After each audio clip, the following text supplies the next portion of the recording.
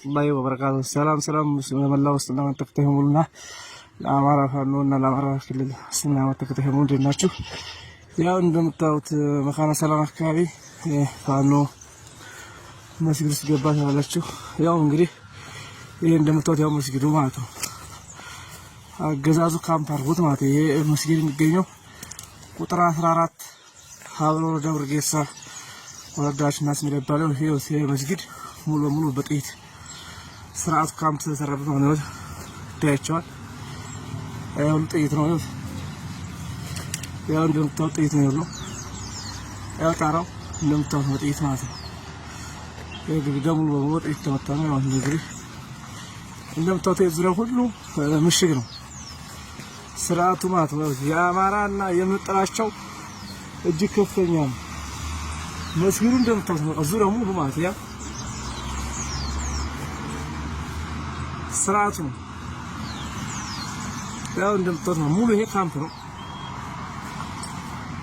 ያው እዚህ ጋር ያው እንደምታውቁት ስፖርት መስራቸው ነው። ስፖርት የሚሰሩት መስጊድ ውስጥ ነው። ለምን ሰው መስጊድ ያው እኛ ሙስሊም አማሮች ነን ፋኖች ነን። ይሄንም በዚህ ላለመንካት ግን ብዙ ነገር ጥረናል። ያው እንደምታውቁት ቤቱ ማለት ነው። ያው እዚህኛው ቤት ውጊያ በነበረው ሰዓት ላይ ታች ላይ ይዋጋና ልክ እኛ በመጠገብ ሰዓት ላይ ይሄ ቁርአን መቅሪያ ሃይማኖት ሰውን እዚህ ውስጥ ያስገባል ማለት ነው። ያው እንደምታውቁት አያታችሁ ፍረዱ። ይሄ አማራና የእምነት ጥላቻ ስላለው ነው። የእምነት ጥላቻ ምን ያህል አማራን እንደጠላ ማለት ነው።